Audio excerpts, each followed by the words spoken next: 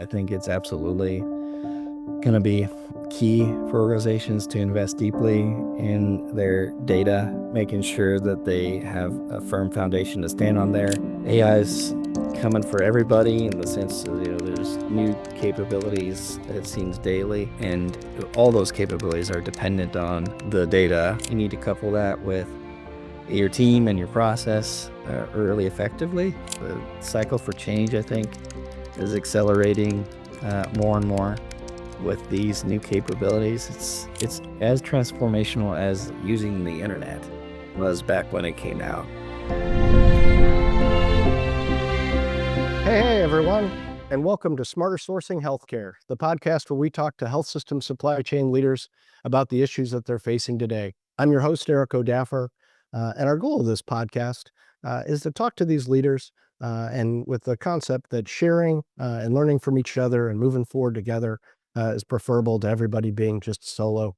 And today we've got a great guest. His name is Noah Dunlap. He's the Chief Supply Chain Officer of Emory Healthcare. Noah's been a leader for a long time, been on a really great linear path of increasing leadership, and we're just really fortunate to have him here with us today. Welcome to the podcast, Noah. Great to be here. Thanks for the invite. Yeah, and we're gonna cover some ground. You've done a lot of innovative things. I mentioned up front that you have been a linear leader, right? I talk to people now come to supply chain leadership roles in different ways. You've been almost as textbook as it could be with some of your background and stuff, but it didn't start as textbook. Your first role out of kind of college was to be part of Teach for America. It's super cool. How did you get there? And is there any learnings that you had from that experience that apply to the healthcare supply chain? Well, thanks, Eric. Yeah, I've always been looking for a way to feel a sense of purpose in what I was doing for work, and was looking at really either healthcare or education as areas where I felt I could feel that sense of purpose as part of my work day. So, Teach for America was a way to connect with my community and make a difference for kids that I felt really needed that help, and I was grateful for that opportunity. And Teach for America also has within it a chance to support continuing education as part of their program. And so, if it was that I was going to pivot and explore healthcare, I knew there was a mechanism there to get that head start and that support coming out of that Teach for America commitment. Learned a lot of lessons as part of that time, gave me a lot of perspective. Many of those kids were dealing with real struggles and challenges, and the chance to be there during a storm in their life, essentially as they're growing and learning, was a treasured blessing for me. So, as part of that experience, working with colleagues, overcoming big challenges that were multi-factor challenges, and helping kids along was awesome. My wife and I got pregnant with our first kid, and we were thinking about if we wanted to pivot at all and explore further, and that's what led me out of teaching after that 2-year commitment was done. Yeah. Are there things from that teaching experience that you've brought forward? Has it made you a better communicator, a better teacher of the things that you need to educate people around supply chain? Absolutely, I think when we have the knowledge and application, and trying to help people to bridge some gaps, I think it's been critical in each role to help gather knowledge, understand a subject, and then think about how I can translate that knowledge into action for the teams I'm a part of and that I'm leading. Definite correlations to that teaching experience where, we had students who were essentially trying to gain knowledge and then be able to apply that knowledge in their day and their lives. And so a lot of correlations there. I also tried to incorporate teaching into the responsibilities of the leaders I lead.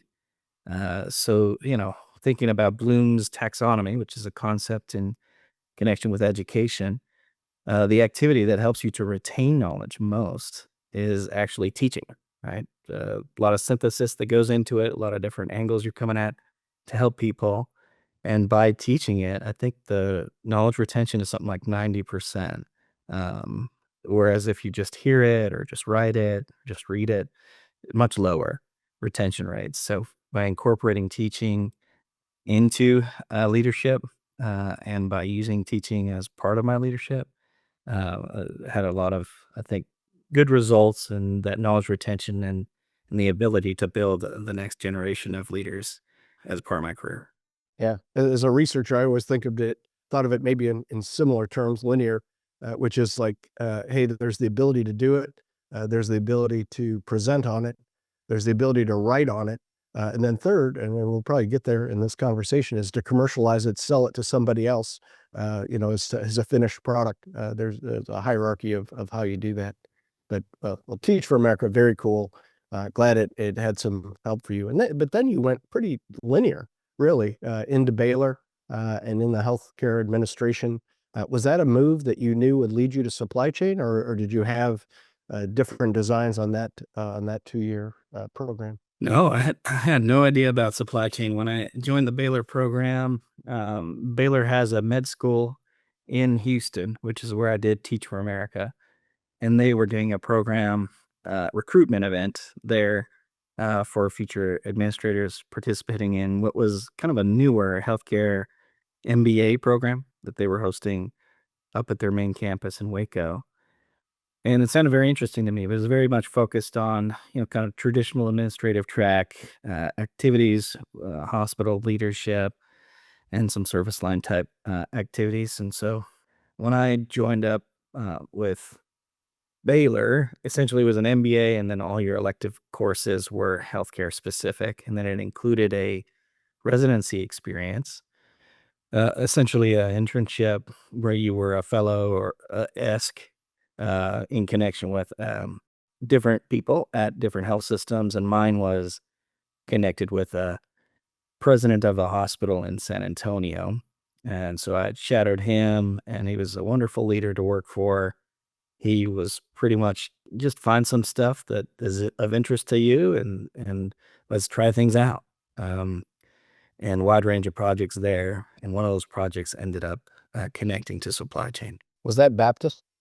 Yep, that was a Baptist health system, and I specifically was assigned North Central Baptist in kind of North San Antonio, a place called Stone Oak.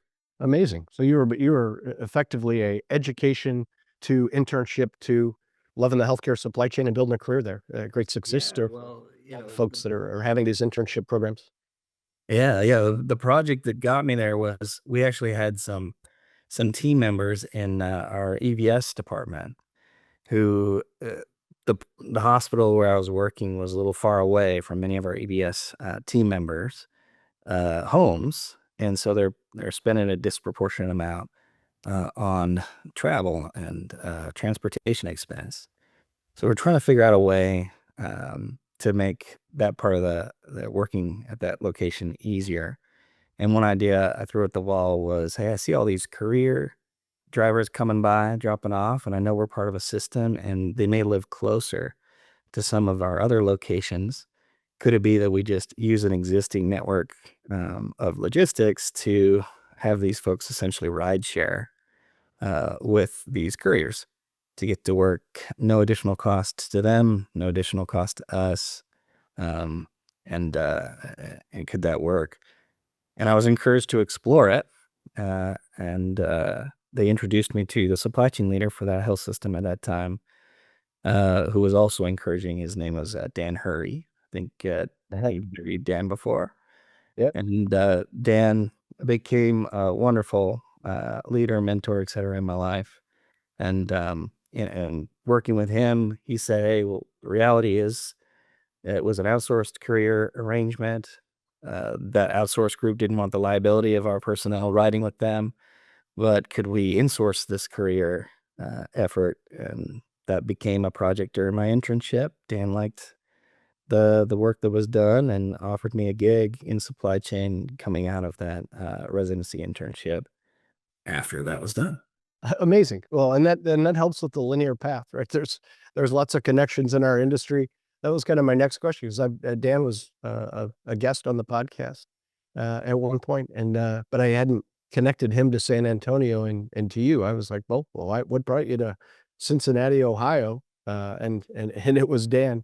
you had a great, we're going to get to Emory in a minute. But you had a great journey there, 8.5 years, I think, at Mercy, Bon Secours, Mercy Health, Advantus Health Partners, kind of that combination. What did you learn there? You had a lot of different roles, got involved in a lot of innovative things. What were the two or three main learnings that you had at the combo platter that was all that merged activity? Yeah. Well, a continued focus on people, process, and technology. I know it's shared by many, but really making sure we got each of those right. When we think about people, it kind of goes back to what we were talking about with the teaching and learning, a constant environment of collaboration and communication, and innovation, keeping people excited about what's next, helping them understand the vision for the future, and growing together and achieving that vision. Process being critical in connection with a comms framework and that vision, making sure that we can execute very well on those designs. People know what role they're playing on the team and how those dots connect. And we've got a mechanism to do that with either technology or process steps. But, for me, also getting the organization excited about that vision, spending time with stakeholders to help educate and re-educate around the progress we're making or intend to make helps to keep that momentum going. So they're taking every opportunity to regularly inform and grow with the organization around supply chain, which has for a while not been the super heavy focus of many of the senior leadership teams around healthcare. It, you know, it got a jump start for sure around COVID with a bigger seat at the table as a discipline. And that was helpful. I'm just kind of trying to keep that momentum in connection with the industry and all that's going on, macro and micro, with regard to healthcare, or some lessons learned for sure during the time there at Bon Secours Mercy and Advantus. Yeah, you had a unique title at the end of that. When I see unique titles, I'm always like, "Hey, did you ask for that, or was that dubbed upon you?" I think it was, VP of Insights, Innovation, and PMO, which is I mean, it's great. It sounds cool. How did that come about? And do you recommend that as a new and growing title for somebody in supply chain? Yeah, I think that title was really born out of the commercialization focus as we transitioned from Bon Secours Mercy supply chain leadership group to that plus this commercial aspiration with Advantus Health Partners. We recognized there were some things we needed to do differently that were distinct from operating a large health system supply chain versus offering services and portfolio, et cetera, related to a supply chain company. And so that role essentially was a way to facilitate a lot of those activities that we needed to have in place to be successful in that new space we were going into, while also kind of organizing the work in support of our primary customer of Bon Secours Mercy Health. So that group did a lot of the data infrastructure, all the visualization layer stuff, the integrations that were necessary, the tool box maintenance for those different tools that would be necessary in that commercial space, and then a lot of the project execution around that. Then we started to explore as well innovation in the sense of partnerships, joint ventures, equity positions, etc., around supply chain interests. That was part of that role too. I had a blast with it. It's kind of been my MO throughout my career. Is here's a problem. It's kind of complex. We don't exactly have all the pieces put together. Would you take a shot at bringing those pieces together and making it work? And that's essentially what the role ended up being. Yeah. Well, I'm gonna put you on the spot because you did a lot of really interesting things. They're unique, innovation was a part of it. Is there one innovation, or relationship that stuck out to you as something that you really felt proud of that you did there? One thing that was pretty great, one of the responsibilities in that role was our ESG leadership from a supply chain perspective and a lot of the sustainability efforts. I really believe we've got to care for our common home here with the earth, and there's a chance each of us has individually and collectively to do a little more there to be good stewards. And as part of that work, we invested in a manufacturing operation. So just down the street in a part of town in Cincinnati where they needed more jobs. We were able to work with lots of different groups to create a manufacturing plant. We saw that we are going to reduce a lot of uh, greenhouse gas emissions in that process. We had regular access to supply as an aspiration there too. And so when we think about kind of a permanent legacy situation there, being able to say we help the community to create something that didn't exist before, to help individuals and that community to have regular access to things necessary for healthcare and to be able to generate that within their community and also have a lessened impact on the environment. I think that's a pretty cool thing. So that was one project that definitely stuck out to me as a win, and appreciate all that were involved in that project from the start. Yeah, those have been very cool leadership things that you did there. Cleveland Clinic and Rush and Northwestern also doing some similar things. It really just, when you hear about it and you're creating jobs and you're reducing waste, just it's very very cool. Well, let's transition to Emory. I had a little bit of a front row seat into the national kind of hiring process that went there, and was tickled when you took that role. You've been there a year and a half. What have you learned? What recommendations would you give somebody coming in the first 100 days, if you will, of being a chief supply chain officer, where there kind of wasn't one before necessarily? Were there any lessons that you give, and kind of how are things going at the year and a half mark? We'll talk about some of the mandates and things that you've got out there, but give me your sense of how they and our audience a sense of how things are going. Yeah, thanks, Eric. Yeah, I think the time at Boston Core Mercy Health prepared me well because when we first started it there at Mercy Health before the merger, it was a kind of a federated model too, right? Folks were operating distinctly. Folks were solving for the same problems, essentially in duplication, lots of different places. And then coming to Emory, we found that to be true. Essentially, we had a federated and fragmented supply chain operating model where we were missing the chance to act together as one Emory. And while supply chains an aspect of that transformation, that is a transformation that's occurring across all aspects of Emory Healthcare. So this move to be one Emory in our work meant, for the first little while, really we organized our efforts into three categories, and not necessarily all of them in a linear sequence at all times, but just thinking about what buckets this work would fit into. We framed it saying, hey, there's foundational work, there's optimization work, and then there's what we call innovation efforts, and kind of defined each of them as the blocking and tackling, the things that just must be true for us to be able to reach a little higher and generate value in that process.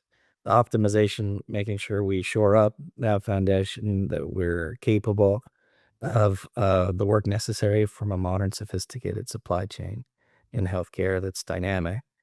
And then innovation is where we start to contribute in ways to the discipline and to the organization that generally haven't been possible before until you've got that foundation and that optimization efforts complete. To your point, you essentially start to level up more and more what those capabilities are, generate value along the way, keeps the momentum going. So for us, in my first, I'm about 18 months into the role here. Our first 18 months have been great. year and a half, the organization's leadership has been wonderfully supportive of the design. To your point, during that national process, they were serious about they're considering this role. I must have interviewed with like 20 people or something on this, and came back multiple times throughout that process. So by the end of it, I had a pretty good idea of what some of the key challenges were that the organization was looking to face down with this leader, and so was able to present essentially a straw man strategic plan for what I would suggest we do. And they bought into that pretty well and have stayed true to it and then some in terms of the support for where we're trying to go in supply chain. So can't say enough about the leadership support here for supply chain, and the results have played out pretty well. And so I think folks are excited for what's next to go. Yeah, you get momentum. It's kind of the good to great flywheel theory. Start pushing on the big ball, and all of a sudden you get some momentum. It's hard to slow down. So it's really kudos to you and the team for your progress. And where does governance over all the components of spend, third party spend fit into that? Is that all the foundational components? And usually when somebody comes in new to I don't know, maybe an organization that hasn't had a chief supply chain officer in the past, that's a big issue. Did you find that's a big issue? Is that still something you're wrestling with? Absolutely. Yeah. I would definitely put that into the foundational bucket for us, Eric. We established governance in the form of value analysis, participation, and kudos to the team that worked to define the right stakeholders and the right existing frameworks to plug into in connection with that work for the right representative decision-making bodies around all that effort. I think we're still working to establish that in a little better way for the indirect space. And kind of some of that foundational missing piece is the data side, but can help us in defining that governance a little better and managing against that spend in a more consistent way, both from an opportunity perspective and measurement perspective, et cetera. We have governance also in the sense of regular communication loops. So, what forums do we want to make sure we're informing out there, and how do we elevate decisions if it is that we need to unify together around something that's going to be a little more sensitive for the organization?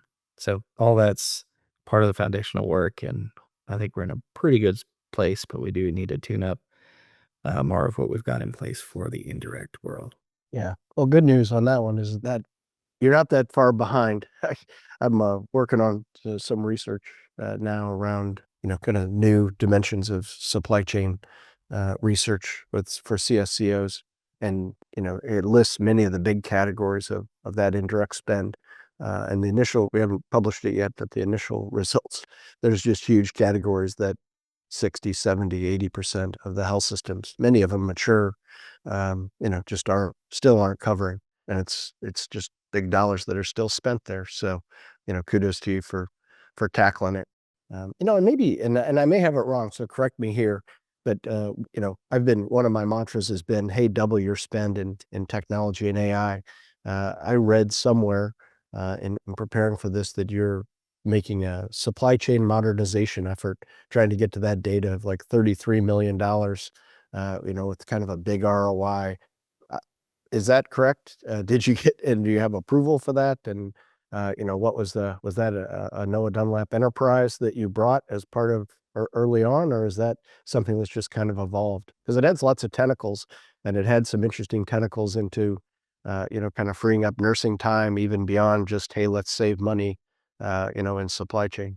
So part of our foundational work has been to define key relationships and partnerships, both internal and external, where we want to spend our time around key problem statements. And one of them, to your point, is absolutely around data. We think it's absolutely necessary for the future, and so we've invested heavily in inventory management capabilities, some analytic capabilities, outside benchmark capabilities, and some Some of the challenge as a growing organization is to make sure you've got agnostic capabilities. We operate multiple ERPs. As an example, we want to be able to unify the information and connect dots that maybe have been difficult in individual systems before.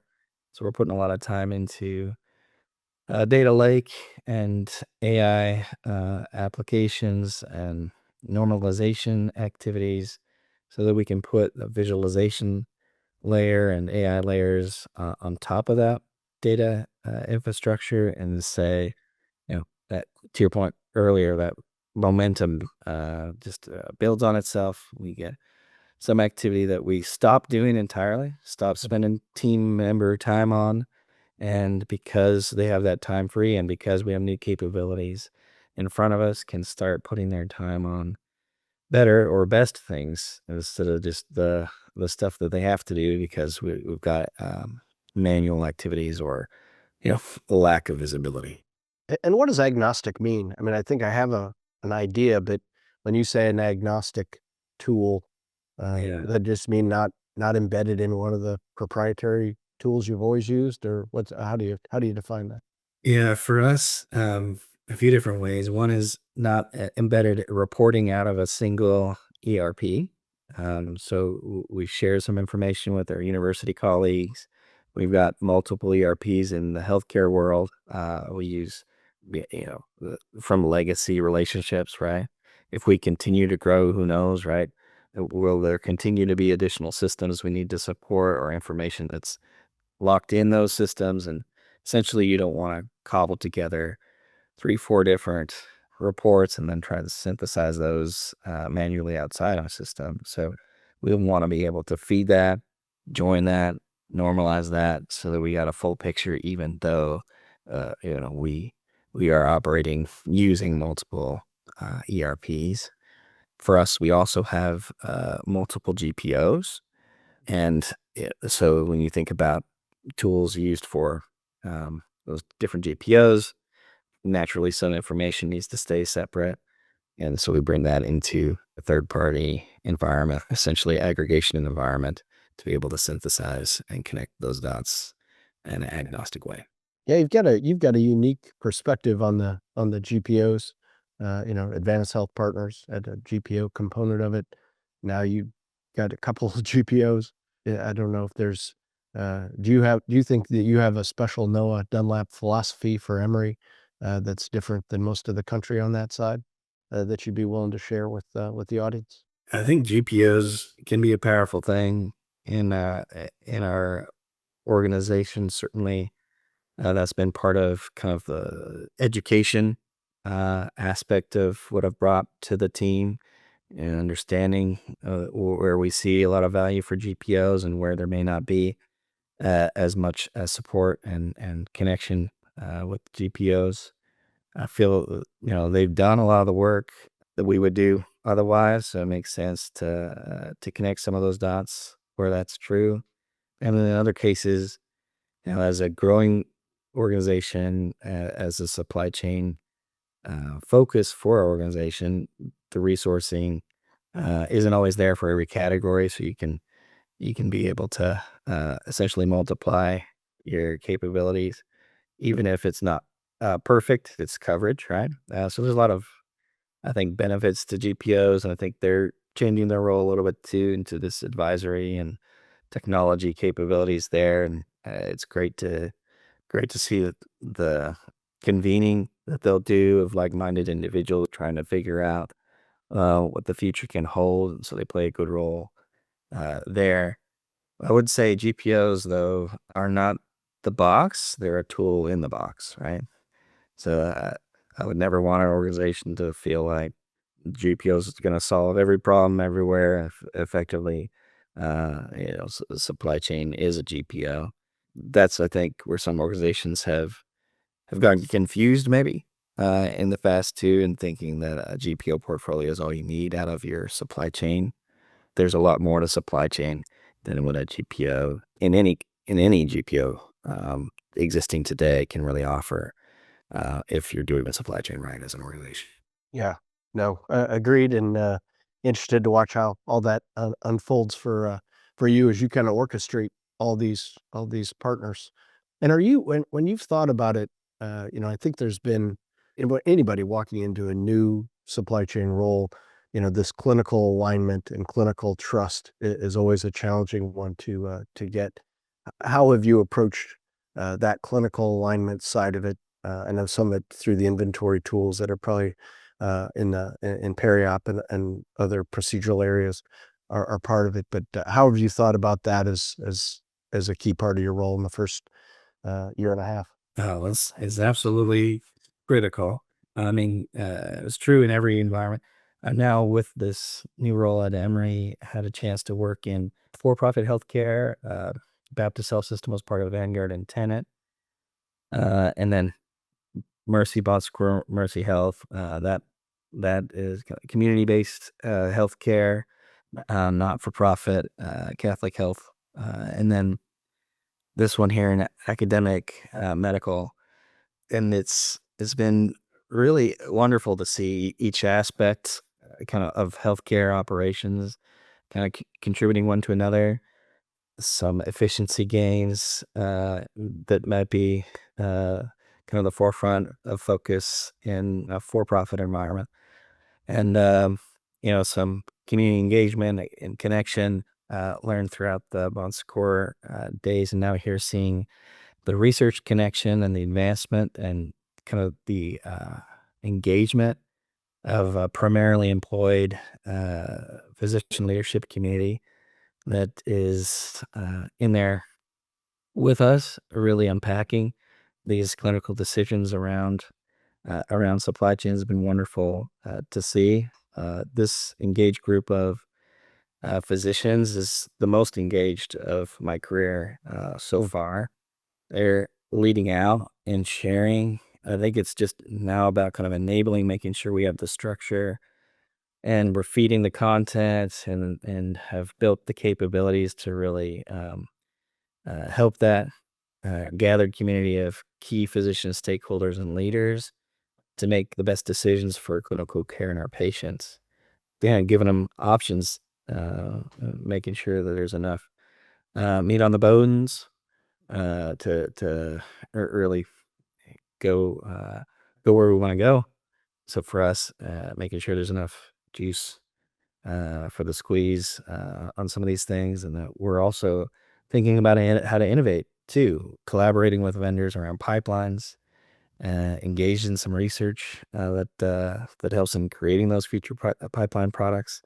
Uh, you know, can't say enough about the clinical leadership and the wonderful engagement that's gone on, and it's just essential to our long term success. Was that connectivity built before you got there, or was that something you had to build and they were like, "Oh my gosh, where have you been all my life?" You and your new team. Big time kudos to the team and the leadership that came in. My hiring manager boss was named Debbie Morey, wonderful person, and she had kind of talked through some of the needs there, and we certainly built on that during the hiring process. And the team had put together, I think, some strong starting points there, and we've just grown from there together. I think maybe what I brought was a little more push to move what had been their focus as kind of the new product request review type mentality to changing the focus of those agenda to strategic standardization, alignment, the one Emory leverage type approach. So we use more and more of that agenda for those type of discussions and focus our time on what really our shared solutions should be for each of those key categories than it was trying to work through decisions around new product requests and demands kind of being a response to a delivery for discussion and a strategic execution there. But very much kudos to the team. There were some things in place already, and we just kind of talked together with the leadership that exists for our value analysis group. Kudos to them for sure, and built on that. Yeah, that's great. Yeah, and for sure. Debbie's and did a lot of good things. So two questions left. One, love to share with the audience, have you share with the audience your approach to capital equipment. I think you and I share a passion there of how how that area of spend, it's bigger than most people think, can be revolutionized. How did you approach that with everything else that you've had going on, and kind of why and how's it going? For capital spend, we added a role. So worked with a colleague internally on our team, and was very impressed with his knowledge of the organization and detail orientation and passion for making a difference. And with an outside organization that served as a third party aggregator of essentially asset based intelligence. We signed up again to that point of finding the right partners. We signed up with that third party group and started to aggregate information. At the same time, we found the right person to sit and lead against those discoveries and set up the governance around the discoveries we're making for that asset base effort. So now, as supply chain, as a starting point, we focused on capital medical equipment. Um, Naturally, I know capital is much broader than that, but that's where we're starting, as looking at that asset base for the capital medical equipment, looking at our risk and vulnerabilities there, looking at the benchmark intel around it, and setting up process flows that include this newly created group so that they can intervene, inform, etc. The governance around that is also being set up so that as we think about decision making, just like we do on the product side, we start to inform that capital planning process for equipment with those things that we suggest as a standard for some of these categories that we now have intel around, and unify the purchasing for better leverage in the marketplace as we define those standards and go to market all together. Down long-term views on this have been good too. Just being able to say this is a multi-year outlay around some of these categories, and we've also been able to form some partnerships with key suppliers when they know it's a long-term play and we know it's a long-term play. We're making these longer-term decisions. Both of us can unlock more value with more confidence and be less transactional. And so that's played out pretty well too. Yeah. Well, I take my hat off to you. It's a hard area. Most still are kind of in spreadsheets and reactionary, and taking control of it is a great area. It's a bigger area to spend than most people think, and certainly has an impact on care. To your point, Eric, there's in our case at least, you got billions in that asset base. Just as from a valuation of the equipment sitting there. You just take a few percentage points off that, and in the refresh, and you're doing pretty well, right? Yeah. And the manufacturers, I think, will operate different if they know that there's, that you've got a long-term relationship, and it's not just, hey, we're replacing, and I may or may not be part of the replacement. I think they could uniquely act even different than a more consumable product. But I'll look forward to keep watching that space with you. So let's end today just talking a little bit about what you see. You've been an innovator in the data and insights, uh, side of the equation. I think that's where a lot of this is going to go.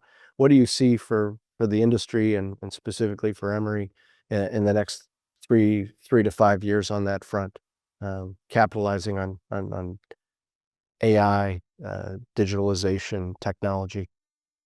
Yeah, thanks, Eric. I agree. I think it's absolutely going to be key for organizations to invest deeply in their data, making sure that they have a firm foundation to stand on there, that they trust the information, because in the end, much of it is going to be the source material for a lot of the future capabilities that they're going to need to have to continue to play.